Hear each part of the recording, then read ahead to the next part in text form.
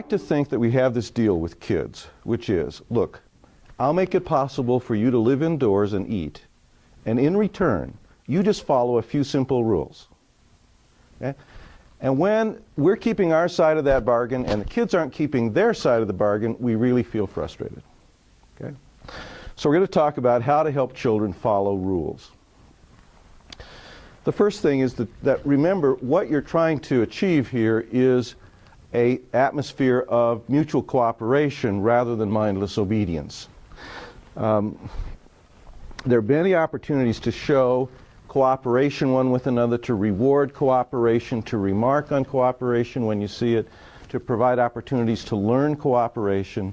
That's really what you're asking children to do when you set up a rule system, is to be involved in cooperative behavior with you as the parent. Secondly, kids will follow rules in which they have an investment. Okay? Even very young children can talk about rules that they think are fair and understandable. So one strategy is to sit down with children and say, what should be the rules for our family night? What should be the rules for what we do after school? What should be the rules for use of the video games? Okay? And very often children will be creative enough to come up with some ideas. They will need some guidance. But you can often achieve a set of rules that they feel are fair and appropriate and that they have some investment in because they made the effort to be involved in making the rules. You can also teach rules by specifying and practicing behavior that constitutes following the rule. You can have a rule that says no fighting, but that is not very helpful.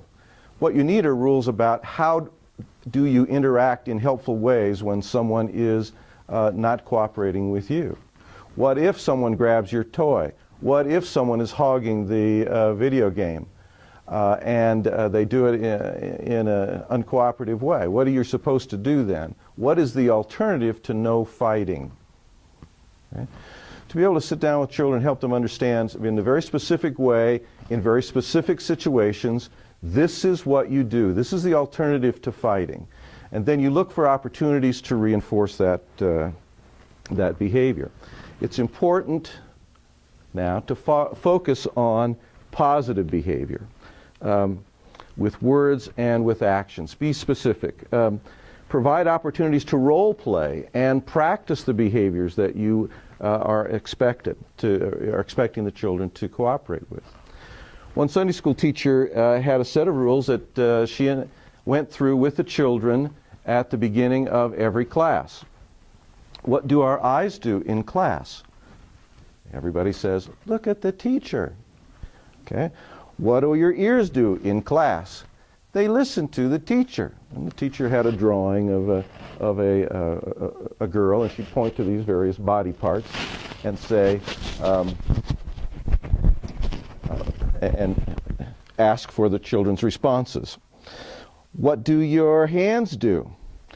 They sit in your lap and they raise them when you want to talk, and they don't touch anything on the teacher's table. Okay? That's very specific definition of what appropriate classroom behavior was. And reinforcing that at the beginning of every class was helpful to the children to know what was expected of them. Now, train yourself to praise often and effectively.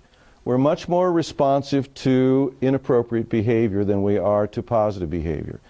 It's important to learn to catch your children being good, to look for opportunities to praise and reinforce. And when you praise, to be able to praise very specifically. Not good job on your room, but I see that you picked up the clothes that were on your bed and you hung them up. I see that all the video games are on the shelf now. Okay? So the more specific you can be, the more effective the praise is, the more meaningful the praise is to the child. Okay?